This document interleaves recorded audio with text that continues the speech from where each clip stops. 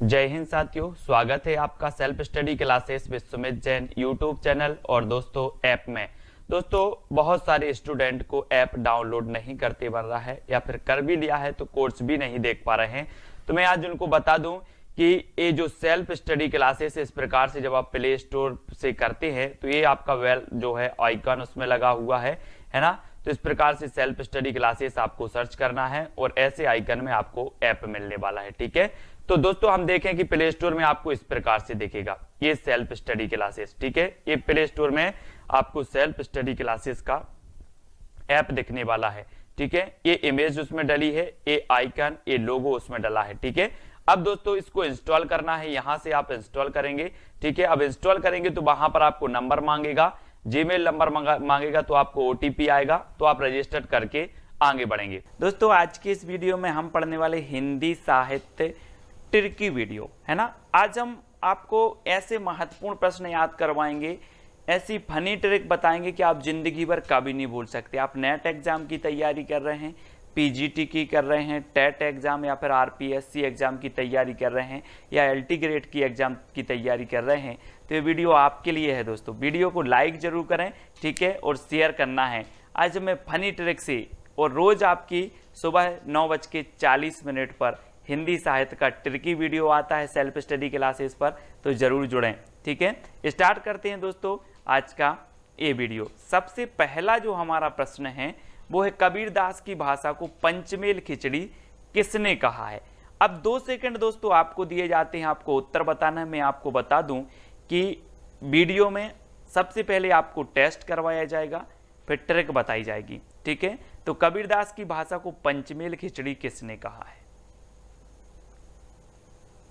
तो आपका बिल्कुल सही आंसर क्या हो जाएगा दोस्तों, किसने कहा है। उत्तर होगा श्याम सुंदर दास ने। किसने कहा, श्याम सुंदर दास, यानी कि आ नंबर आपका बिल्कुल सही हो जाएगा। अब एक चीज बताना दोस्तों कि जो पंचमेल खिचड़ी बनेगी वो कैसी बनेगी, सुंदर बनेगी कि नहीं बनेगी। सुंदर बनेगी ना, तो पंचमेल खिचड़ी कौन बोलेगा, श्याम सुंदर दास बोलेंगे ना। अब पंचमेल खिचड़ी है तो बहुत सुंदर बनेगी, तो श्याम सुंदर दास, यानी कि आपका आ नंबर जो है वो बिल्कुल सही हो जाएगा। ठीक है दोस्तों, फनी ट्रिक से याद करवाएंगे आपको, सिर्फ पूरा वीडियो देखना है। सत्यवती कथा के रचनाकार कौन है। अब 4 विकल्प हैं, 2 सेकंड भी आपको दिए जाते हैं, फिर मैं आपको फनी ट्रिक से याद भी करवा दूंगा। तो आपका बिल्कुल सही आंसर क्या हो जाएगा, सत्यवती कथा के जो रचनाकार हैं दोस्तों वो कौन है, ईश्वरदास। आपने बिल्कुल सही आंसर बताया, ईश्वरदास। अब इसको कैसे याद रखना है दोस्तों, एक चीज बताना कि जो ईश्वर हैं, ईश्वर की जो कथा होती है वो कैसी होती है, सत्य होती कि नहीं होती। अब उत्तर तो आपके हाथ है ना, वो कैसी होती है, सत्य होती है। ईश्वर की कथा हमेशा सत्य होती है, तो सत्यवती कथा के रचनाकार कौन होंगे, ईश्वरदास। ठीक है, इस प्रकार से हमें याद भी करना है। दोस्तों अगला जो हमारा प्रश्न है, सत्यवती कथा को सूफी काव्यधारा की प्रथम रचना किसने माना है, तो आपको जल्दी से उत्तर बताना है। सत्यवती कथा को सूफी काव्यधारा की प्रथम रचना किसने माना है, तो 2 सेकंड में आपने अपना उत्तर बताया दोस्तों, किसने माना है, हजारी प्रसाद द्विवेदी, यानी कि विकल्प नंबर जो सा है वो आपका बिल्कुल सही हो जाएगा। अब इसको कैसे याद रखोगे कि सत्यवती कथा को सूफी काव्यधारा की प्रथम रचना हजारी प्रसाद द्विवेदी ने माना। अब एक चीज बताना दोस्तों, हमने पढ़ लिया कि सत्यवती कथा ईश्वरदास की रचना है ना। अब सत्यवती कथा जब ईश्वरदास की रचना है तो इसको एक बार नहीं पढ़ा जाएगा दोस्तों, इसको 1000 बार पढ़ा जाएगा। कितने बार पढ़ा जाएगा, 1000 बार पढ़ा जाएगा।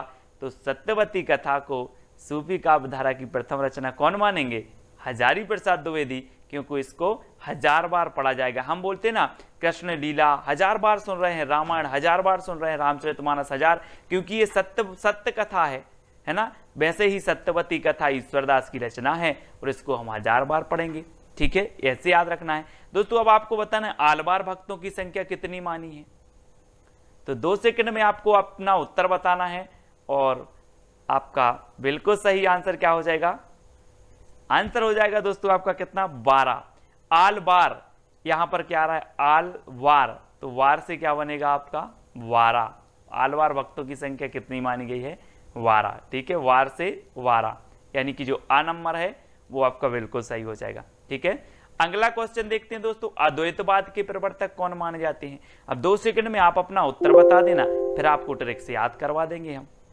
तो आपका बिल्कुल सही आंसर क्या होगा, अद्वैतवाद के प्रवर्तक। तब आपका बिल्कुल सही आंसर हो जाएगा क्या दोस्तों, शंकराचार्य, यानी कि जो आ नंबर है वो बिल्कुल सही है। ठीक है, और आपको पता है दोस्तों शंकराचार्य से क्या बनेगा, शंकर जी। और शंकर जी दुनिया में कितने हैं, अद्वितीय हैं। अद्वितीय हैं कि नहीं है, कि बहुत सारे हैं, अद्वितीय हैं। दुनिया में शंकर जी क्या है, अद्वितीय हैं। तो अद्वैतवाद के प्रवर्तक कौन होंगे, कौन होंगे, शंकराचार्य। ठीक है, तो इस प्रकार से याद रखना है। अगला बताना है दोस्तों, रैदास के गुरु का नाम क्या था, रैदास। तो आपका बिल्कुल सही आंसर क्या होगा, आपको बताना है दोस्तों रैदास के गुरु का नाम। तो हम भी कहते हैं कि हम राम के दास बनकर रहेंगे, हम राम के दास बनकर रहेंगे, राम के चरणों में रहेंगे, उनके दास रहेंगे। तो रैदास के गुरु का नाम क्या था, रामानंद, यानी कि जो आ नंबर है वो बिल्कुल सही हो जाएगा। ठीक है, रामानंद के कितने शिष्य थे दोस्तों, 12 शिष्य थे। ठीक है, और इनके जो है एक शिष्य थे कौन, रैदास, यानी कि रैदास के गुरु कौन थे, रामानंद थे। ठीक है, ये चीज याद रखनी है दोस्तों। अगला बताना, अनुराग बांसुरी के रचनाकार कौन है। 4 विकल्प हैं, 2 सेकंड भी आपको दिए जाते हैं। तो आपने बिल्कुल सही बताया है दोस्तों। अनुराग मतलब क्या होता है, अनुराग मतलब होता है दोस्तों प्रेम। क्या होता है, मैं अनुराग करता हूं, उससे प्रेम करता हूं। और जो प्रेम करता है ना, और प्रेम को क्या कहते हैं, और प्रेम की बांसुरी बजाता है, वो क्या करेगा, है ना, उसी को कहते हैं हम क्या, मोहब्बत। तो यहाँ से नूर मोहम्मद, है ना, हम बोलते हैं ना नूर जहां से प्यार करते थे, वो नूर जहां से प्रेम करते थे। ऐसे ही नूर मोहम्मद की रचना है अनुराग बांसुरी, है ना, क्योंकि ये अनुराग करते थे, मोहब्बत करते थे, काय से, बांसुरी से। तो अनुराग बांसुरी के रचनाकार कौन होंगे, नूर मोहम्मद। इस प्रकार से आपको याद रखना है। अगला बताना है दोस्तों, रामचरितमानस में कितने कांड हैं। रामचरितमानस दोस्तों जल्दी से बताना है। आपका बिल्कुल सही आंसर क्या आ गया है, रामचरितमानस, है ना, ये तुलसीदास जी की रचना है। रामचरितमानस महाकाव्य है।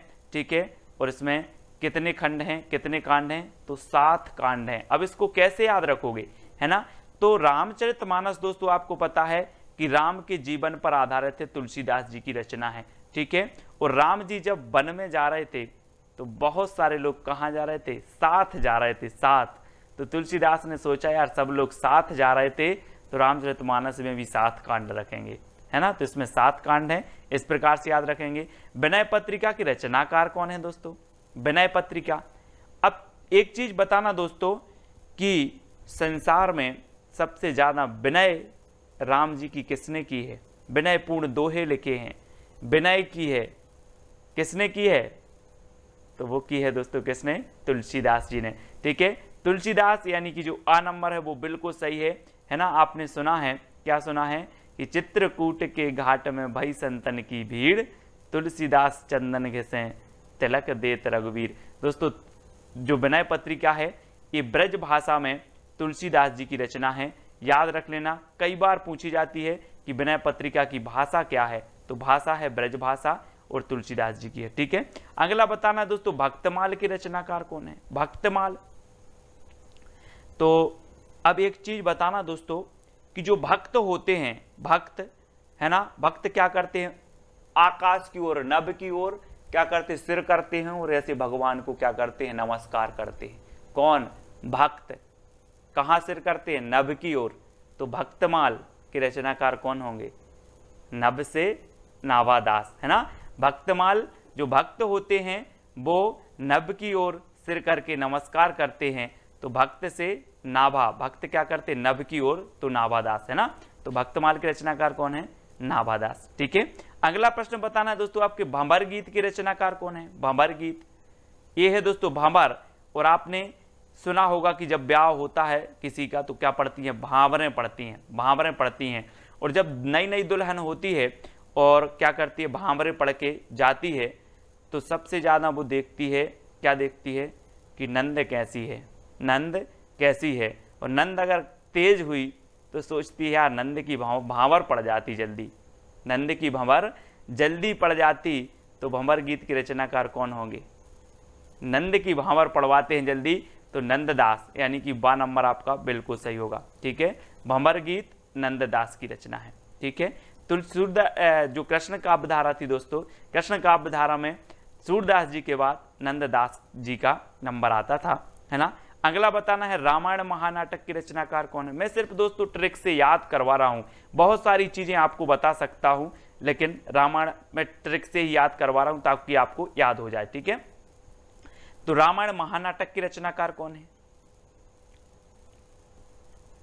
अब दोस्तों आपको 2 सेकंड में उत्तर बताना है, और मैं थोड़ी सी आपको हिंट दे रहा हूं कि जो रामायण महानाटक है और जो रामायण है वो हमारी क्या है, प्राण है कि नहीं है।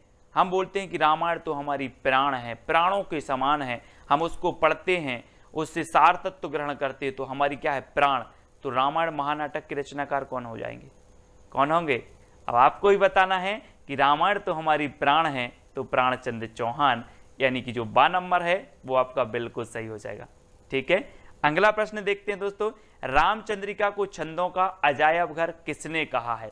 अब दोस्तों सबसे पहली बात तो यही आती है, एक क्वेश्चन पूछा जाता है कि छंदों का अजायब घर किसे कहा जाता है, तो आप बता देते हो केशवदास की रामचंद्रिका को। ठीक है, लेकिन रामचंद्रिका को छंदों का अजायब घर कहा किसने है, तो एक चीज बताएं कि जिसने इस रामचंद्रिका का स्वरूप देखा होगा वो ही बता सकता है कि ये छंदों का अजायब घर है। अगर ये पुस्तक बंद है, इसको देखकर आप बता सकते हो कि इसके अंदर क्या है, नहीं बता सकते ना। जिसने रामचंद्रिका का स्वरूप देखा वही बताएगा कि ये छंदों का अजायब घर है। तो राम स्वरूप चतुर्वेदी, इन्होंने स्वरूप देखा और इन्होंने बता दिया कि ये क्या है, छंदों का अजायब घर है, और बा नंबर आपका बिल्कुल सही हो जाएगा। ठीक है ना, फनी ट्रिक याद हो जाएगा दोस्तों, पूरा वीडियो जरूर देखना है। मधुमालती के रचनाकार कौन है, मधुमालती। आपने दोस्तों एक वो सुना होगा कि बैर कराते मंदिर मस्जिद और मेल कराती मधुशाला, एक सुना है ना आपने।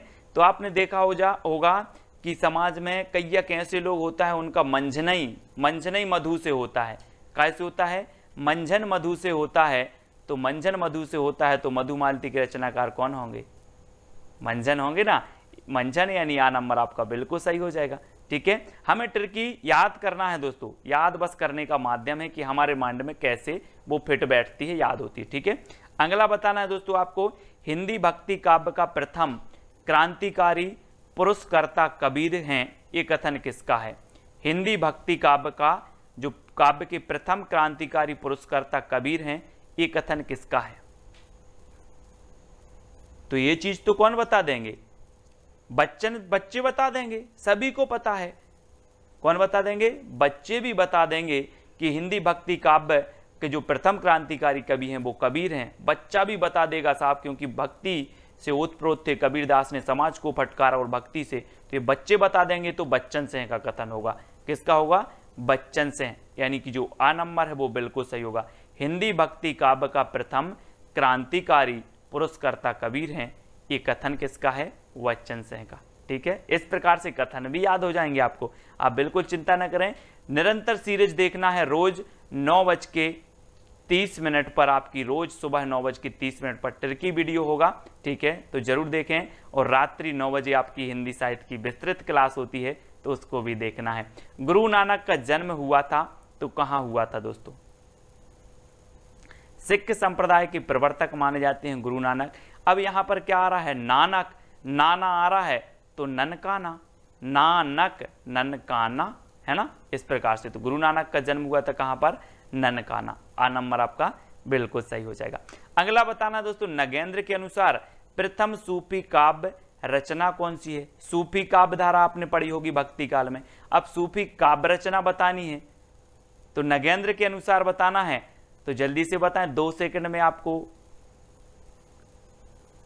तब आपका राइट आंसर क्या हो जाएगा दोस्तों, वो मैं आपको बता रहा हूं, थोड़ा सा हिंट दे रहा हूं कि अगर आपके सामने नांग आ जाए तो आप हंसोगे कि दौड़ लगा दोगे, है ना।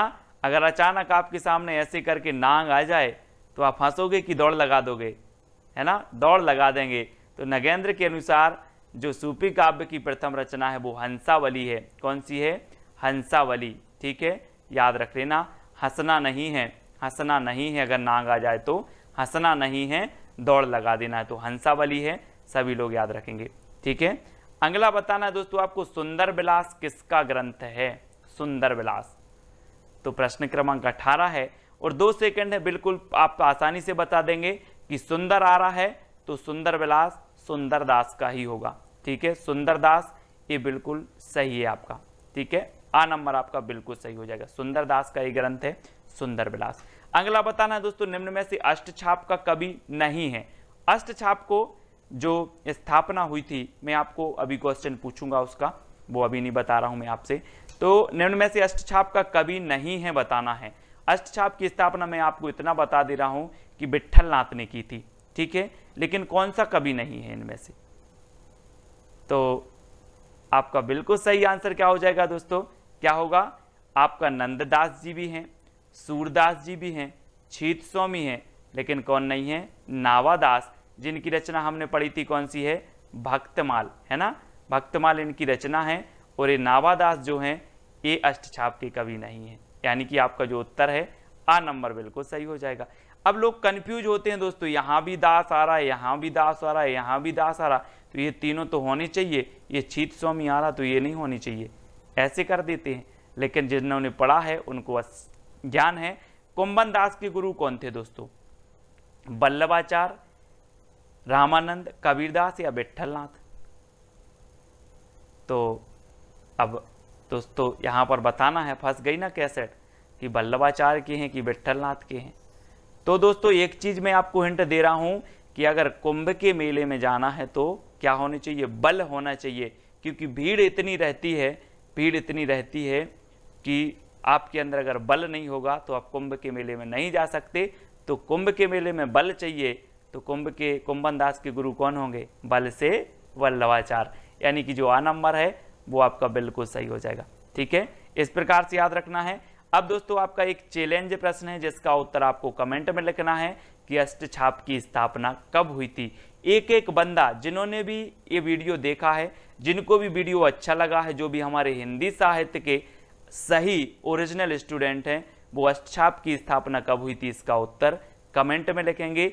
चैलेंज प्रश्न है आपके लिए। ठीक है, हर बंदा लिखेगा और प्रोत्साहन के लिए 2 शब्द लिखेंगे कि सर इसी प्रकार के वीडियो और बनाए। ये तो सरल प्रश्न थे, कठिन कठिन प्रश्न भी आपको याद हो जाएंगे, कोई बड़ी बात नहीं है। हिंदी साहित्य की रचनाएं याद हो जाएंगी, प्रश्न याद हो जाएंगे, काल हो जाएंगे, सब कुछ होगा याद, है ना। सिर्फ आपको वीडियो को लाइक करके अपने मित्रों तक शेयर करना है और सुबह रोज 9 बजे 9:30 पर 9:30 पर आपका टिर वीडियो जरूर आएगा रोज, तो रोज आपको देखना है। जय हिंद साथियों, स्वागत है आपका self study classes with Sumit Jain YouTube channel और दोस्तों ऐप में। दोस्तों बहुत सारे स्टूडेंट को ऐप डाउनलोड नहीं करते बन रहा है, या फिर कर भी लिया है तो कोर्स भी नहीं देख पा रहे हैं। तो मैं आज उनको बता दूं कि ये जो सेल्फ स्टडी क्लासेस इस प्रकार से जब आप प्ले स्टोर से करते हैं तो ये आपका जो है आइकन उसमें लगा हुआ है ना। तो इस प्रकार से सेल्फ स्टडी क्लासेस आपको सर्च करना है और ऐसे आइकन में आपको ऐप मिलने वाला है। ठीक है, तो दोस्तों हम देखें कि प्ले स्टोर में आपको इस प्रकार से दिखेगा ये सेल्फ स्टडी क्लासेस। ठीक है, ये प्ले स्टोर में आपको सेल्फ स्टडी क्लासेस का ऐप दिखने वाला है। ठीक है, ये इमेज उसमें डली है, ये आइकन, ये लोगो उसमें डला है। ठीक है, अब दोस्तों इसको इंस्टॉल करना है, यहां से आप इंस्टॉल करेंगे। ठीक है, अब इंस्टॉल करेंगे तो वहां पर आपको नंबर मांगेगा, जीमेल नंबर मांगेगा, तो आपको ओटीपी आएगा, तो आप रजिस्टर करके आगे बढ़ेंगे।